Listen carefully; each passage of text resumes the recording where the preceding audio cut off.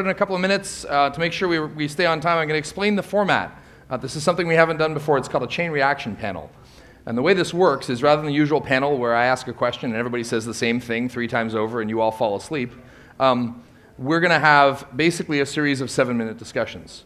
So with me I have Rory, Gary, and Jody, who are going to talk about what it means to be a sort of street hustling entrepreneur. But we're going to do it in 7-minute chunks. So I'm going to start out by interviewing Gary for 7 minutes. We're going to have a conversation about that. And then we're going to move on gradually from that. And each of us is going to sort of interview the next one, which we hope will lead to some more interesting conversations.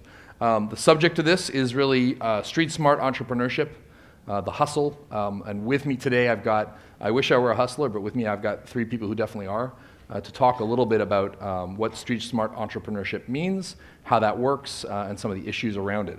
So I'm going to start off by inviting Gary up here to join me. Hi, Gary. Hello, hello, hello. Round of applause for our first victim. So, and we're going to just sit here and chat. I'd invite you over to this side, but I think you might fall off the podium or something. So, I feel a little short. Yeah, you want to slide over here a bit, maybe? Yeah, just come on over here so people can see you, okay? All right, so first of all, Gary, who the hell are you? I'm Gary Pudles, founder and CEO of AnswerNet. We are the world's largest privately held telephone answering service company and a full-service supplier of call center services out of 50 call centers in 25 states and 2 provinces. Your IVR with people behind it, or? People. It's all about the people. Right. What sucks the most about that? What sucks the most about it is not being able to handle every opportunity that comes my way. In the U.S. alone, there are 61,000 call centers. There's always M&A activity. There's always new things to add. There's always new things to do. And you know, as an entrepreneur, you see opportunity everywhere. It's almost a sickness. I don't know, any of you have that same sickness? You know, every time I open my eyes, I see a way of making money, and I just don't have the resources to make all the money that I know I could make. That's a rough problem to have. It is. So, topic of this is street smart entrepreneurship. Would you describe yourself as a hustler? Okay, yeah. You know, twist my arm hard enough. I am, and I never thought of myself as one until somebody else called it to me. You know, I found my business, I found my current business on the internet by writing down all the things that I liked and all the things that I didn't like, and I went out on the internet to find a business to buy. And, you know, that took a lot of punches in the face and meetings with people who, you know, had no intention of helping me, but, you know, that kind of stuff. So, yeah, I would say I'm a little scrappy. So does that mean you just have low self-esteem and you're okay with being shot down a lot? Is that a criteria? You know, I think having low self-esteem is indicative of most entrepreneurs, quite frankly, because they're always trying to figure out the next thing. Many entrepreneurs have this weirdness about them. They want to be great. They want to be disruptive. They want to be remembered. They want to accomplish something that nobody else has accomplished, and it's somewhere inside you. So is it a sense of low self-esteem? You have to have the confidence to jump into the abyss, but I think you have to have the desire inside to want to be something that most people will never. I don't want to keep going, but I think it's important. Everybody has an inner entrepreneur. I teach entrepreneurship, first steps, at a university down in the States, and everybody, I believe, has an inner entrepreneur. Not everybody has the guts to do it, but the drive to become something special, maybe that does come from low self-esteem. So you think that entrepreneurship and hustle is something that can be taught? If it's in there and you're teaching it? I think that entrepreneurship, business skills, rules of thumb, simplicity about the business can be taught. I think that inside everybody, the entrepreneurship gene is already there. It's a matter of whether you've got the right spark. If you've met the right person, you've been in the right situation. You know, a lot of entrepreneurs start because they are underemployed, which is code for they've been fired from a good job. And, you know, that's certainly how I started my entrepreneurial dream. I often say, did I quit or get fired on that day?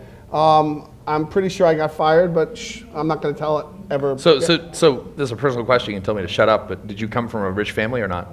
No, my father declared bankruptcy 4 times before he was 35. Wow. And when I graduated from law school, I was $65,000 in debt. And 2 weeks later, I did the smart thing of getting married. I would have thought you'd declare bankruptcy 2 weeks later. Yeah, no, You're a lawyer. You can file your own Actually, papers, no, right? in the States, you can't discharge school loans. Oh, wow. But so, I started that way, and it sort of makes it sort of impacts you. Debt is one of those kind of funny things that impacts you. We're all as entrepreneurs wondering, do we go equity, do we go debt, do we go mix of the two? And I think where you come from often will determine, and going back to, you're talking about self-esteem, I think your willingness to take outside money often comes from the amount of confidence that you have as an entrepreneur. Do I think that I can raise money, do what I do, and not get fired by my own investors? And it's a real conversation we have with ourselves all the time. So you've raised a bunch of interesting points, and I don't want to steal all the thunder from the remainder of the conversations, but the classic story of PayPal, right? That they launched when they were not legal to launch in 2 out of the 50 states. Visa and MasterCard couldn't launch because if they launched and they weren't legal in those 2 states, they would have been fined millions of dollars.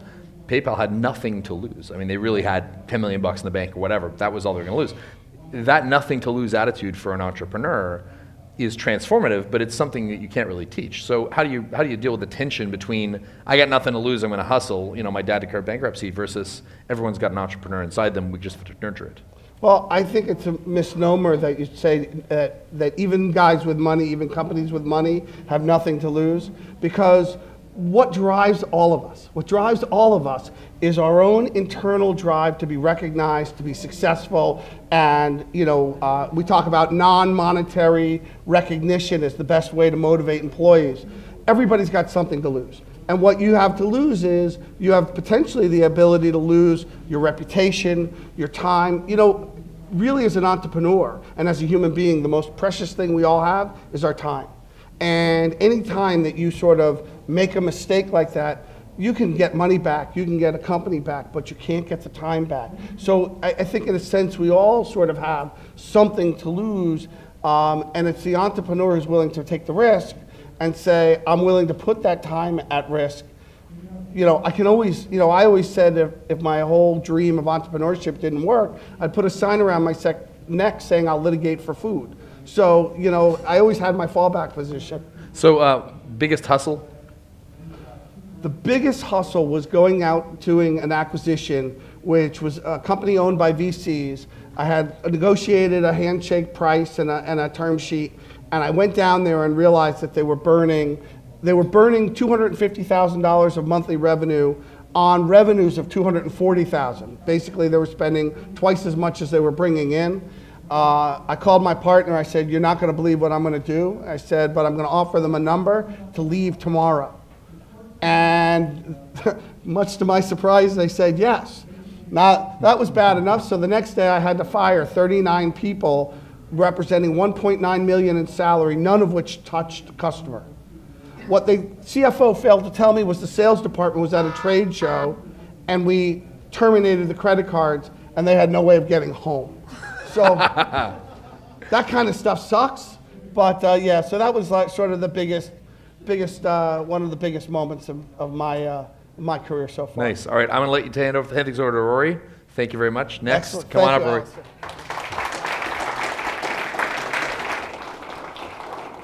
Thank you. Oh, wait a second. Am I on? I don't know. You on? I'm yeah. There you go. So Rory, you were telling me earlier that you were an early reseller here in Canada. Yep. So tell me what that landscape was like. I mean, it's not like you had a lot of people ahead of you who gave you a roadmap on how to do that. Right. So you want to talk about hustle. I had no idea as to what the telephone long distance resale business was. I just knew that it had been done in the United States. It was something that was completely fresh, virgin territory here. And the thing I loved about it was its business model because it was predicated on a recurrent revenue model. So I was building every month. It was just growing exponentially. So it was really a fantastic kind of a business. And I've always tried since then to find businesses that are based on that recurrent revenue model. And you want to talk about, best hustle was going down and convincing these guys at ACC Long Distance that, I knew everything about the long distance market in Quebec, and that they should put their fortunes in me. And so they did it, and it worked out. So the day before you started that process, see, I'm in Canada, I use process. The day before you began that process, you had a job. Right. How do you mentally go from the job into game time? So I started my life in real estate development, and I had always wanted to become a real estate developer. The unfortunate timing of that was that interest rates were moving to 16%, and it was very evident that this was going to be a market that only institutions could play in, and that the time of the great entrepreneur in real estate was going to be at an end, and I wanted to play in a big way. So I basically took my nice salary. I had 2 children, and my wife was pregnant with our 3rd daughter, and I phoned her and said, guess what? I'm starting up a new company, and by the way, we don't have any more income. And by the way, I'm going to finance this thing myself. And by the way, banks won't even consider looking at something like this. I had absolutely no idea what I was doing. I just knew that I had to continue in that direction. So I left, I just jumped out of the airplane without the parachute, and I figured it out on the free fall. Okay, so you're out there now, it's day 2, you're looking at the abyss, and was there any point in time as you start building this thing that you look back and said, I want to go back into the womb of a company as opposed to being out here in the world? You're like a baby comes out, you smack him, he starts to cry, and now you're out, we smack you. When did you ever start to cry, or did you? I will tell you a true story, true tears. It was 12 months after I started. The model just somehow wasn't working. And I remember coming home, it was like 1 a.m., and I remember actually putting my head down on the pillow. My wife was sleeping, kids were sleeping, and I remember actually starting to cry. I had never cried. I started to cry going, what the fuck have I done, basically. And so that was a horrific thing. So, you want to talk about it, right? Setbacks. Setbacks make the person. What do you learn from your setback? So I dusted myself off, and I said, I'm not going to feel sorry for myself, although I deserve to feel sorry for myself. I'm going to go out and I'm going to renegotiate my deal and make it a deal that I can live with. And you know why I'm going to win? I'm going to win because I'm their market share here in Quebec. And so they need me to do this. And I recognized that I was absolutely integrated with them, and that my survival was to their benefit. And so we renegotiated, did the deal, and a year later I sold the company. Well, you know what, it really sort of sparked something in me, and we didn't talk about this one before, so I want to ask you about it though. At some point in your brain you realized that you had more power and more strength in that negotiation than you had ever thought before. Yeah. So what made that change, and how did that change the way you viewed both yourself and your company? So I guess the thing that became apparent to me after I stopped wallowing was I looked at the business, and I looked at our run rate, and we were getting residual checks for like about $300,000 a month, and we had a long distance run rate of $5 million a month and growing. So we were a significant part. So I knew right there, because they were a public company, I knew that they were doing maybe $50 million in revenue. So if I'm sitting there, I'm 10% of that number, that means I have some kind of leverage. Right. So that was the thing, and thank God that I was actually a high school dropout, and the one great thing I did was go back to university, get a finance degree, because I learned how to count, learned how to read a balance sheet, and that became very important to me because of the reading of that balance sheet from those filings that explained to me the leverage that I had. So you learned, that's interesting you say that. So you dropped out of high school, you go back to school. So do you believe that your entrepreneurship was learned in university, or is it something that you believe you were born with? Okay, I think everybody's born with, I'm going to call it the, I guess for lack of a better term, the survival particle. And the survival particle is the essence of what we are, and it ends up translating into all of the things that we end up doing. What is going to trigger the survival particle? And as we go, having the survival particle, we are all brought up very different ways. I was an insecure guy. I was a guy who needed to prove that I could actually do it and that I belonged. So that was kind of the trigger for me.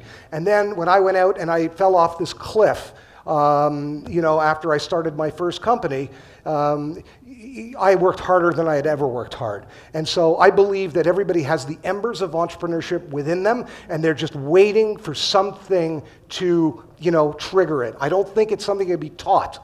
I think you can teach skills around entrepreneurship, the skills required to be an entrepreneur on a daily basis, but something has to light the that ember. And it's the same thing. How does one become a champion? How does one become a world champion boxer or a world champion anything? Some spark inside them. They're all trained the same. They all do the same kinds of cardio. They all have everything. But what's the trigger that actually makes one person rise to that occasion? Well, my time is now done, but I'm going to tell you all, you're about to meet another incredible entrepreneur who has his own spark. So I'll turn this over to Jody.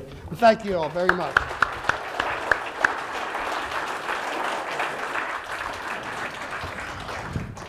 Jody, welcome.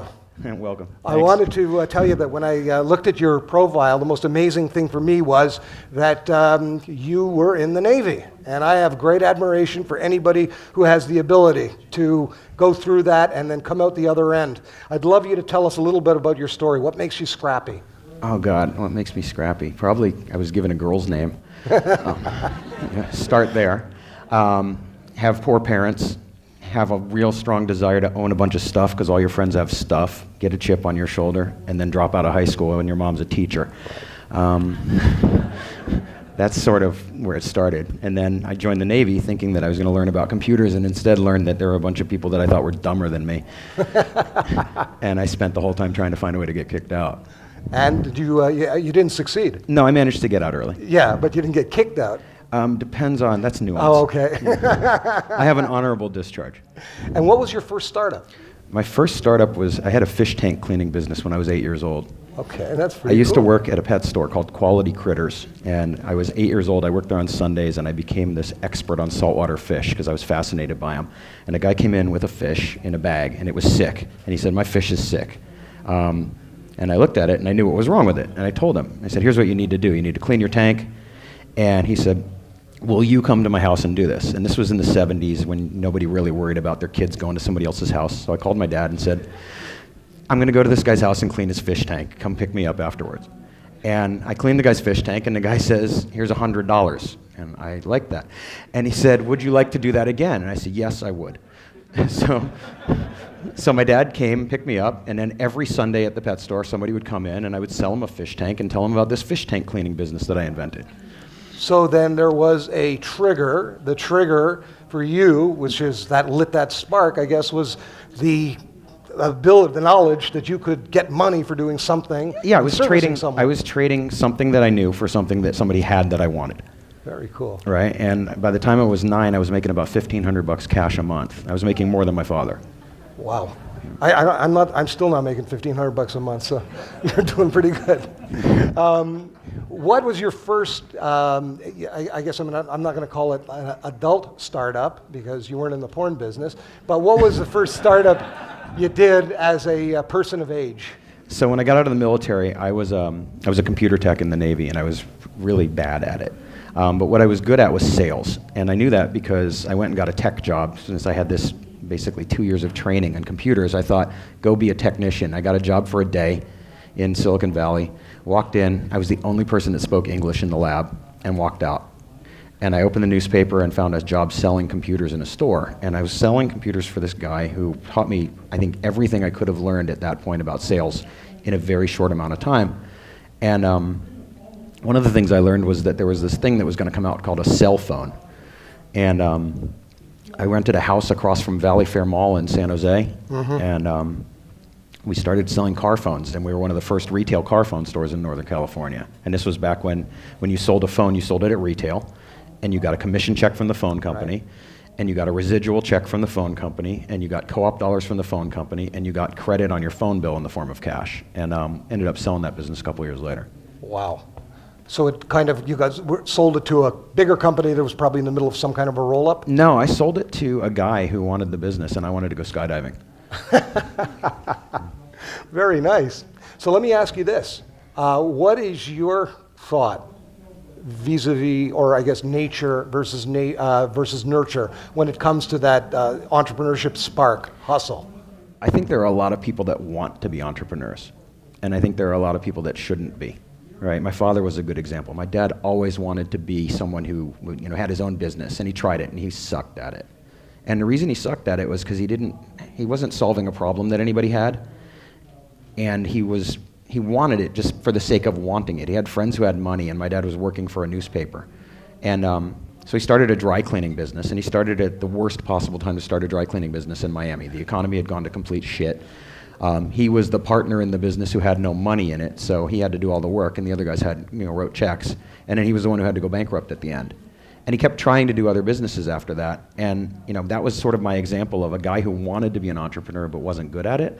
And I've sort of seen that throughout my life. I've seen people who have said, I'm going to be an entrepreneur. Well, not everybody's an entrepreneur, right? That's like saying I'm going to be a basketball player. There is no amount of basketballs I can shoot to go play professional basketball.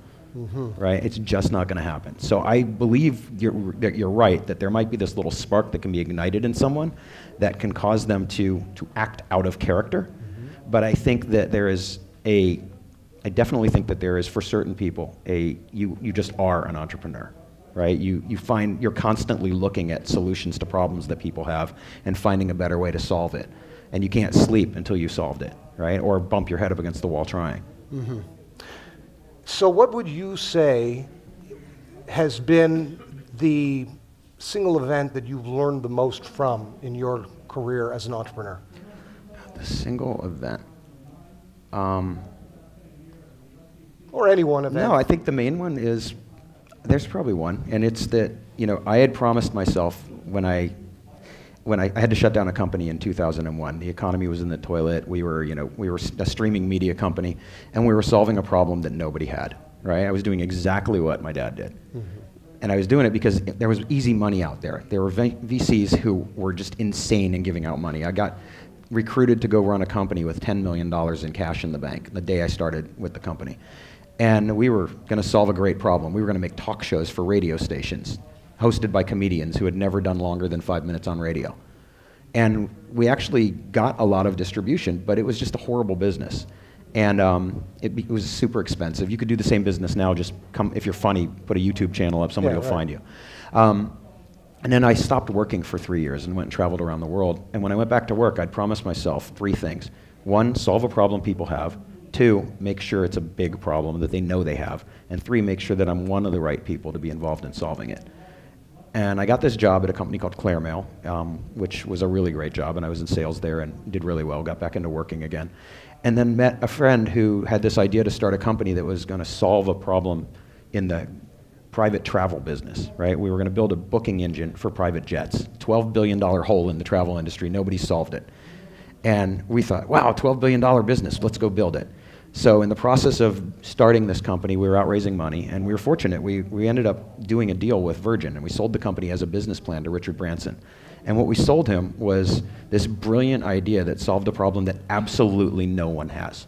Good for you. I guess there's a classic example of taking lessons learned from setback and then applying them to something great. No, we actually didn't. That's my point. I went back into doing exactly what I promised myself I was not going to do, right? I was seduced by the idea of making money instead of the idea of solving a problem. And because we weren't solving a problem, when the economy went bad in 2007, 2008, and people were flying on private planes to go beg for money from Congress, right? The entire private jet industry shut down. Okay. Right? People were getting rid of their planes. And more importantly, people that fly on private planes weren't saying to their assistants, if you get me a better deal on a private plane, I'll do something for you. So again, we were solving a problem that nobody had, and I ended up leaving the company, about a year after we were part of Virgin, and my partner continued to try to run it, and it just wasn't a good business. Okay. Well, with that, I want to thank you for the time, and I think that Alistair Kroll is going to come on up now. Thanks.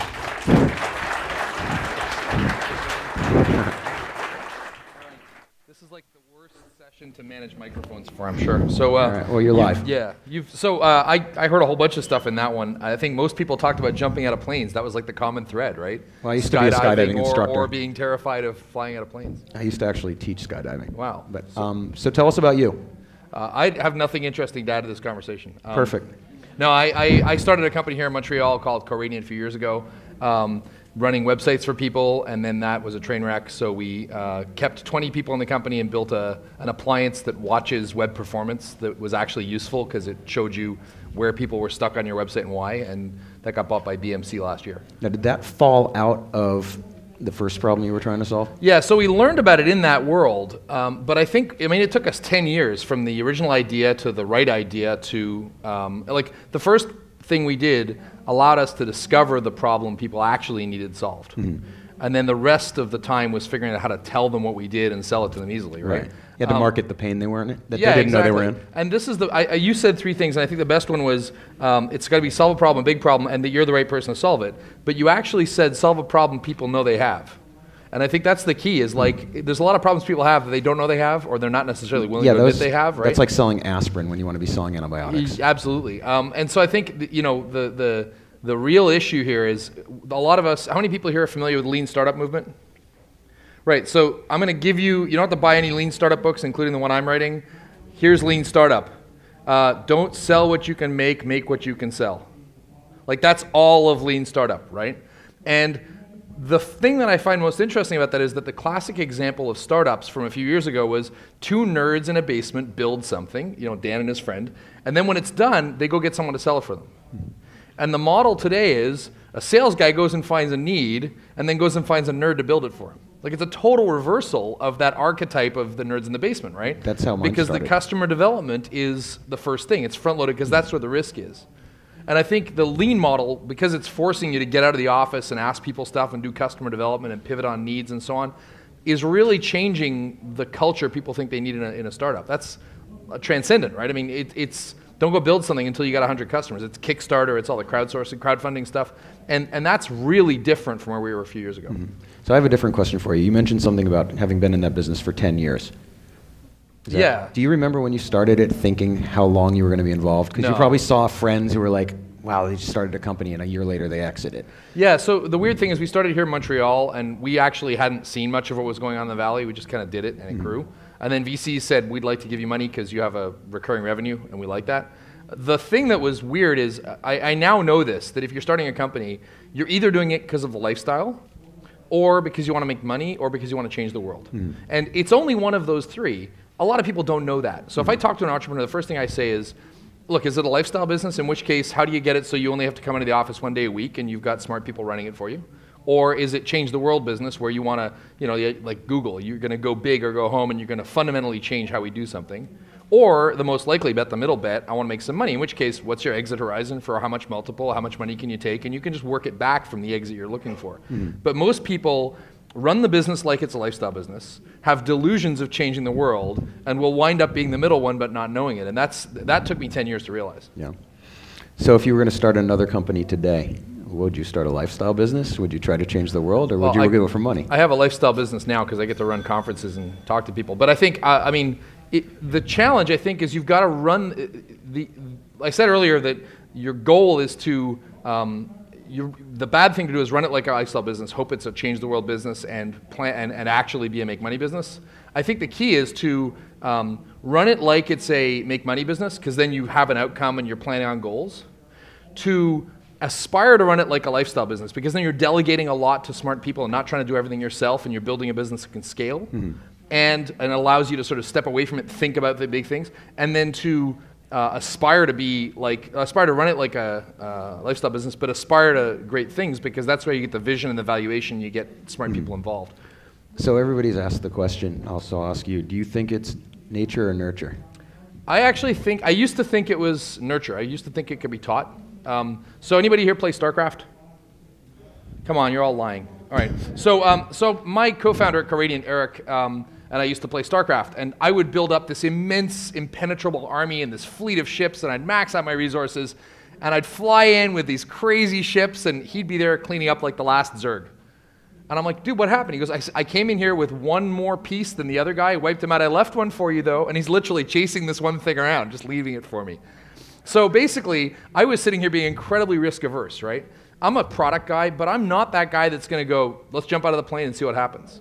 And Eric was the guy that actually dragged me out of doing safe consulting stuff and said, let's go start a company, because he was the guy that was like, I don't need to be successful. I just need to be $1 more successful than all the other competitors, and then I'm fine. Mm-hmm. So he definitely had that nothing to lose attitude. And I think that's the thing that I heard from all of you guys was that all of you had a rough upbringing, but mistakes along the way, stumbling along the way, figuring out what you know to do, nothing to lose, like really wanted to make it, but also had a little sprinkling of business acumen, law or business or whatever, and then a lot of fearlessness. And I don't know if those things are stuff that can be taught. I think maybe they have to do with upbringing, in which case it's nurture, but it's not the parent saying, I'm going to teach you. It's much more the circumstances, you know? Yeah, I think I agree with you, because I don't think that, I think the most common trait that I see in natural entrepreneurs is this unreasonableness. It's not irrational, it's unreasonable, that they just suffer, they don't suffer from the illusion that they're going to fail. They're looking for the ways that they can fail so they can mitigate those, but they're almost 100% certain that they can't fail because they'll figure it out. Yeah, and I love the question, at what point did you realize you were in charge? Because there's this weird thing where you go into it with nothing to lose, and then you wake up one day and go, they have to listen to me. I'm the only guy that knows how it works. Like, there's this moment where like someone flips a switch and all of a sudden you're in charge. Mm-hmm. And that allows you to start like getting leverage and advantage in negotiations from which you can scale. And I think that moment of realizing, hey, I'm actually in charge here. Screw you all. Do what I say. Like, there's a moment when you turn to the investors and go, no, you're going to let me do it. I'm not sure that happens to everybody. I think it takes a certain personality disorder for that to happen. Yeah. So what happens then when you go back to the office after realizing you're in charge and you're still in charge, and now you're in charge of the people instead of this deal where you had leverage, but now you're running your adult daycare center? Yeah. And I think and the adult daycare center, I've worked with people who are the most amazing cogs in a machine. They don't aspire to be startups. They don't aspire to be entrepreneurs, but they're like the best oiled gear, perfectly machined, works awesomely. And those are really the guys that like, you want to build your business out of those people. They love being the best gear in the thing. Identifying that person, making them realize they are the absolute best cog in that machine is fantastic. I think we're out of time. Yep. All right, thank you very much. So